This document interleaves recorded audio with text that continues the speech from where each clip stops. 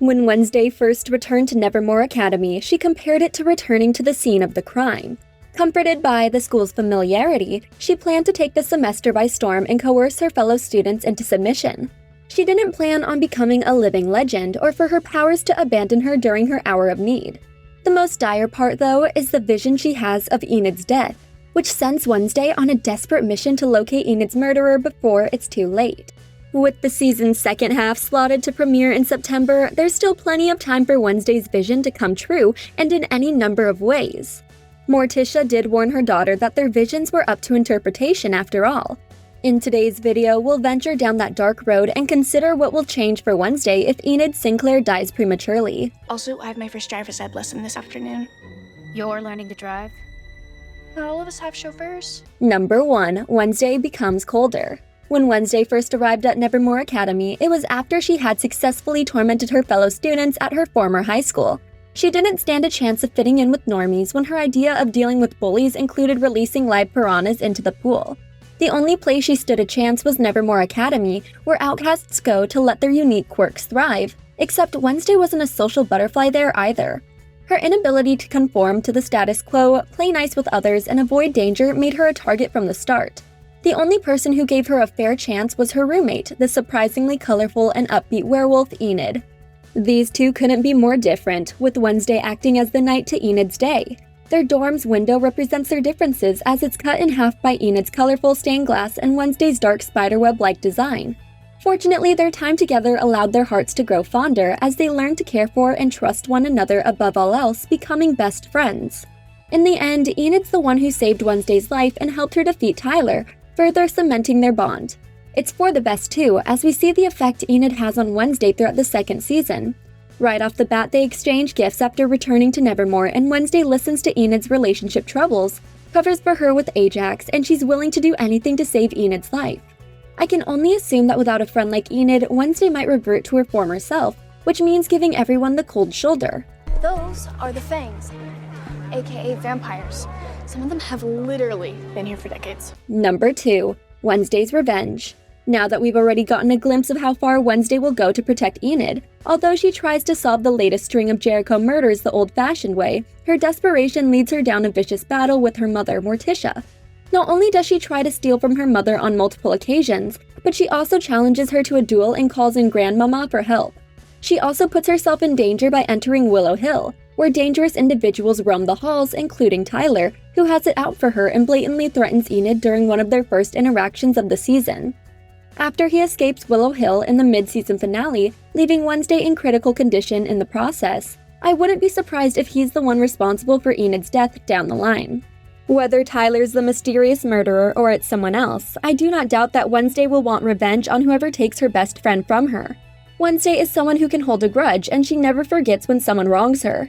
However Enid dies, she'll want the person responsible to suffer twice as much. The latter half of the second season, and potentially the third season, could introduce us to a new side of Wednesday, where her anger and grief fuel her actions. She might become like the villain she hunts, determined to get back at those who wronged her, potentially turning herself into the villain of her own story.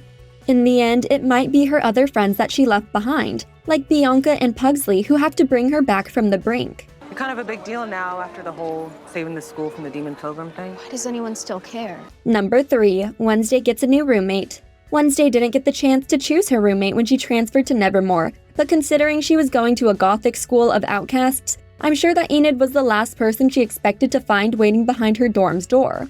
She's blasted by a torrent of color the moment she enters their shared space, and it's so far from anything she's accustomed to that it makes her uncomfortable from the start. Of course, Enid and her design choices grow on Wednesday after a while, and they become a regular part of her routine. Dare I say, their dorm might even feel like Wednesday's home away from home.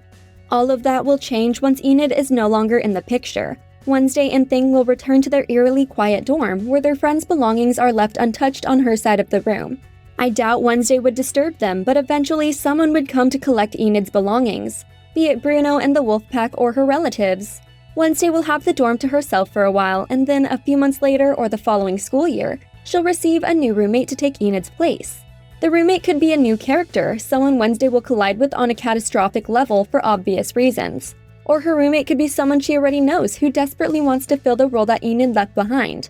My first guess would be Wednesday's residential fangirl, Agnes. Thornhill chose you to be her murderous marionette, not just because she saw some hide hibernating inside of you, but because she saw the real you. Number 4. Thing loses his voice.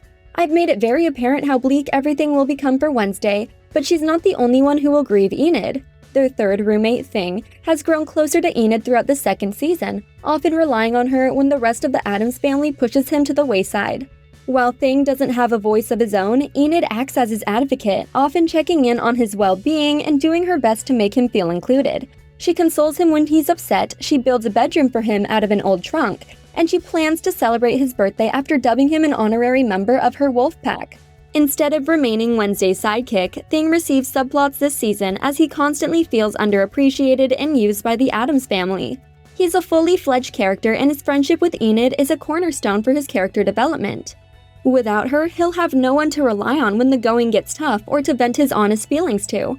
As we know, Wednesday isn't someone who handles heart-to-heart talks or emotional outbursts very well. Not only that, Thing will lose his greatest advocate, which will push him to the sidelines more than ever before. Home sweet home, Thing. Welcome to the pack. Number 5. The wolf pack wolfs out. Enid welcomed Thing into the wolf pack, offering him a sense of belonging and a family he could rely on when the going got tough. In the first season, she struggled with her wolf form and was a late bloomer, which made it difficult for her to connect with the other wolves of Nevermore. However, she eventually found her place, forming lifelong bonds and friendships after attending a summer camp for werewolves, where she truly discovered where she belonged. When Wednesday first returns to Nevermore, she finds Enid and the entire wolf pack hanging out in their dorm room, and that's just the start of Enid's social life changing for the better. She spends all of her free time with the pack, eats meals with them, and starts dating one of the other members. I find it interesting that she's able to command the group with a single word. She can send them on their way or ask for their help with little fuss, which shows how much the other werewolves care and respect her. It almost looks like Enid's becoming the top dog on campus, acting like the leader of her pack. If my assumption is accurate and she has assumed the leadership role, then her death will throw the wolf pack into a tailspin. Not only will they mourn with their fellow students, but they could wolf out, becoming more dangerous on the full moon. I'll get a venti frappuccino, 2 pumps of chocolate, 1 pump of strawberry, and an extra pump of steak sauce, please. It's heartwarming to see Wednesday so taken with a person who screams optimism and positivity. Enid is everything our favorite Addams isn't, and that's why their on-screen chemistry works so well. They allow one another to shine in the best ways and push each other out of their comfort zones to embrace new sides of themselves. Sure, it might have come from a serial killer's lair, but I can't see Wednesday from the first season getting a gift from anyone before meeting Enid. Their friendship might be in a difficult spot right now with Enid's life hanging in the balance, but there's no doubt that Wednesday will do everything in her power to save her best friend and roommate, even if it means facing death head-on. Do you think Wednesday has what it takes to save Enid, or is our favorite werewolf's fate set in stone? Let us know your thoughts in the comment section below. Who's Fernando Fingertips? Your first alias? Yeah, it is very catchy. Thanks for watching. If you enjoyed this video, hit that like button, subscribe to our channel, and turn on notifications to stay updated on our uploads. Whatever's going on here is clearly connected to my roommate. She's like this dark North Star for psycho killers.